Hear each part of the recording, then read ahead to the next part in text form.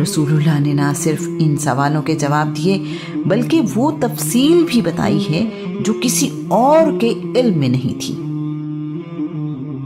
آج کا عنوان، نہ تو وہ کاہن ہے نہ ہی مجنون۔ حج کا موسم قریب ہے۔ قریش کے سرداروں کو اس بات کی فکر ہے کہ حج کے لیے سارے عرب سے لوگ مکہ آئیں گے، نئے دین اور نبی کے بارے میں سنیں گے تو رسول اللہ صلی اللہ علیہ وآلہ وسلم کی طرف جائیں گے۔ اگر ایسا ہوا تو وہ رسول اللہ کی باتیں سن کر ایمان لے آئیں گے۔ یہ انہیں کسی طور منظور نہیں ہے۔ وہ تو چاہتے ہیں کہ جو لوگ اب تک ایمان لا چکے ہیں انہیں بھی کسی طرح ان کے دین سے پھیر دیں۔ بھلا اس دین کے ماننے والوں کی تعداد میں اضافہ انہیں کیسے منظور ہو؟ اب کیا کریں؟ یہ ایک نئی الجھن آ گئی ہے۔ ایک طرف انہیں فکر ہے کہ حج کے لیے مکہ آنے والے مہمانوں کے لیے انتظام کریں، تو دوسری طرف رسول اللہ کی کامیابی ان کے لیے درد سر ہے۔ ولید بن مغیرہ بہت امیر اور بنی مخزوم کا سردار ہے۔ 1 سال بیت اللہ کا غلاف قریش کے سارے قبیلے مل کر بنواتے ہیں اور 1 سال ولید اکیلا۔ اس کے 10 بیٹے ہیں، لیکن کاروبار اور تجارت کے لیے ولید اپنے کسی بیٹے کو مکہ سے باہر نہیں بھیجتا بلکہ اس کے غلام ہی جاتے ہیں۔ ولید بہت اثر و رسوخ والا سردار ہے۔ ولید بن مغیرہ ابو جہل کا حقیقی چچا ہے۔ سب لوگ ولید بن مغیرہ کے گھر جمع ہیں۔ حج کے انتظامات اور نئے دین کی مخالفت زیر بحث ہے۔ ولید ایک ذہین انسان ہے اور عمر میں بڑا بھی۔ قریش کے سردار ولید کی بہت عزت کرتے ہیں۔ قریش کے تمام قبیلے مشکل معاملات کے حل کے لیے ولید سے ہی رابطہ کرتے ہیں۔ وہ معاشرتی مسائل کا بہت تجربہ رکھتا ہے۔ ولید نے بات یوں شروع کی ہے: حج کے دن قریب ہیں، سارے عرب سے لوگ حج کے لیے آئیں گے۔ محمد کے دین کی خبر ان تک پہنچ چکی ہوگی۔ اگر وہ اس بارے میں نہیں جانتے تو مکہ آ کر انہیں ضرور معلوم ہو جائے گا اور اس بارے میں مزید جاننا چاہیں گے۔ ہمارے جواب مختلف ہوئے تو لوگ ہمارا مذاق اڑائیں گے، ہمیں جھوٹا سمجھیں گے۔ اس لیے ضروری ہے کہ ہم سب مل کر ایسا جواب سوچیں جو ہمیں فائدہ دے اور لوگوں کو محمد سے دور رکھے۔ آج ہم یہاں اکٹھے ہیں تو سوچ لیتے ہیں کہ کیا کہا جائے۔ قریش کے سرداروں میں سے ایک بولا: ابا شمس، آپ ہم سب سے زیادہ تجربہ کار ہیں، ان معاملات کو ہم سے بہتر سمجھتے ہیں۔ آپ ہی بتائیں کہ ہمیں کیا کرنا چاہیے۔ آپ جو فیصلہ کریں ہم سب اس پر عمل کریں گے۔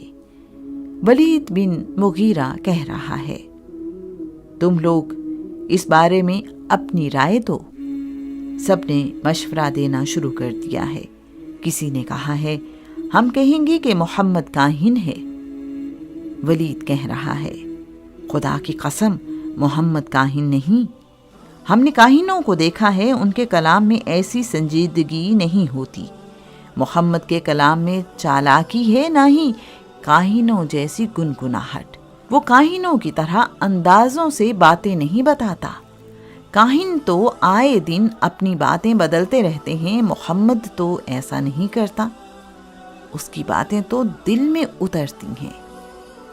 دوسرا کہہ رہا ہے: ہم کہیں گے کہ محمد مجنون ہے۔ ولید بن مغیرہ نے اتفاق نہیں کیا۔ محمد مجنون نہیں، ہرگز نہیں۔ اس میں مجنون والی ایک بھی نشانی نہیں ہے۔ نہ اس کے جسم کے حصے کانپتے ہیں، نہ ہی اس کی زبان سے عجیب و غریب باتیں نکلتی ہیں۔ اس نے تو کبھی غیر سنجیدہ بات کی ہی نہیں، نہ وہ بہکی اور بے ربط باتیں کرتا ہے۔ اس کی باتیں تو عقل سے بھری ہوتی ہیں۔ کیا مجنون ایسے ہوتے ہیں؟ قریش بھی عجیب ہیں۔ وہ رسول اللہ کو کاہن بھی کہتے ہیں اور مجنون بھی، جبکہ کاہن اور مجنون ایک دوسرے سے بالکل الٹ ہیں۔ کاہن چالاک اور مجنون دیوانہ ہوتا ہے۔ ایک طرف وہ خود اعتراف کرتے ہیں کہ رسول اللہ کی باتیں دل میں اتر جاتی ہیں، اور دوسری طرف وہ انہیں دیوانہ کہتے ہیں۔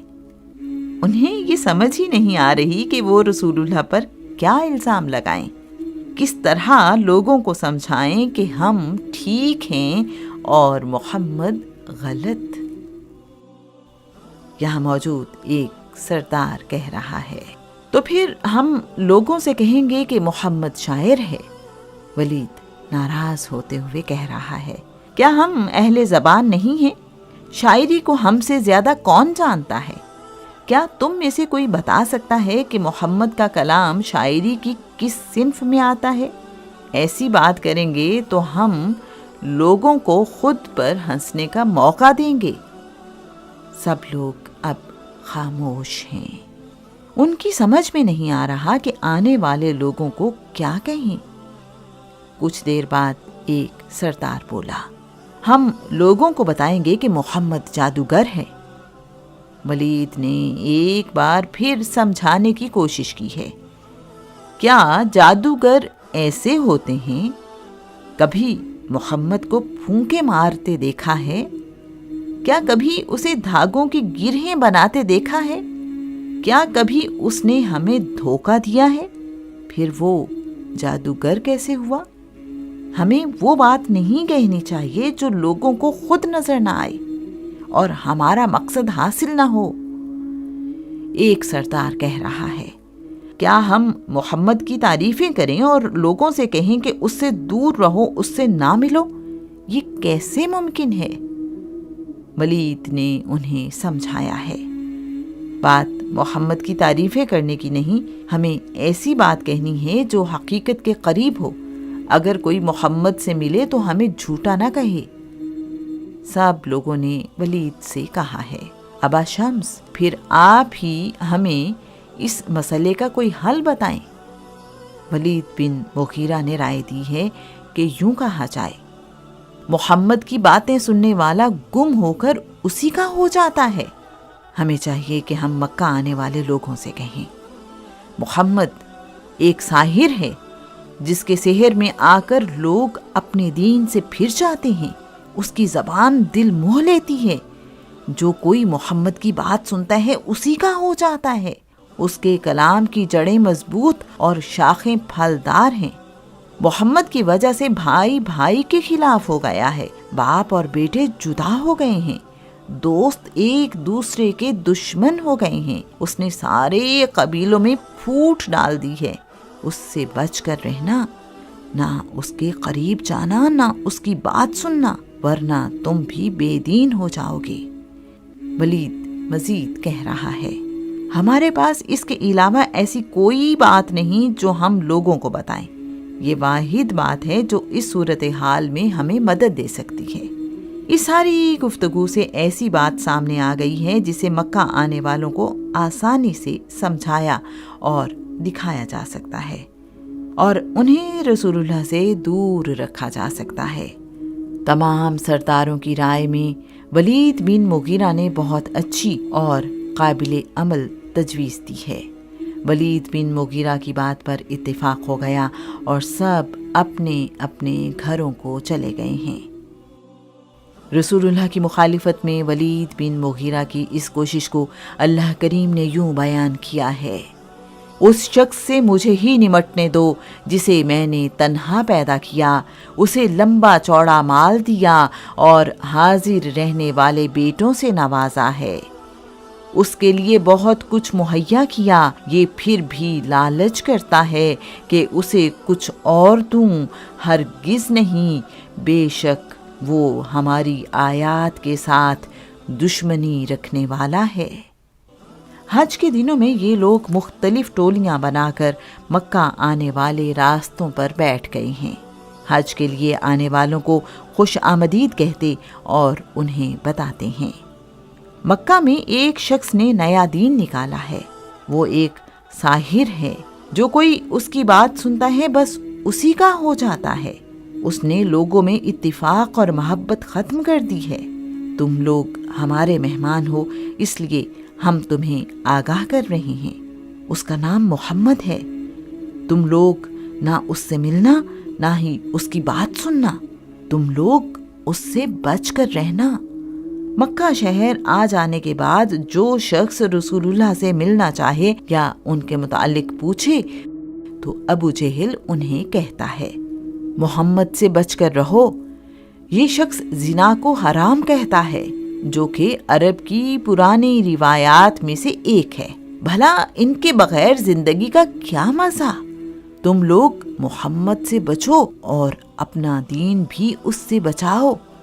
یہاں سے واپس چلے جاؤ، ہم خدا کے گھر کے رکھوالے ہیں، تمہارے گناہوں کا بوجھ ہم اٹھا لیں گے۔ اللہ کریم ابو جہل کے اس طرز عمل کے متعلق فرماتا ہے، کیا وہ اپنے گناہوں کے بوجھ اٹھائیں گے اور ان کے ساتھ ساتھ دوسرے لوگوں کے بوجھ بھی؟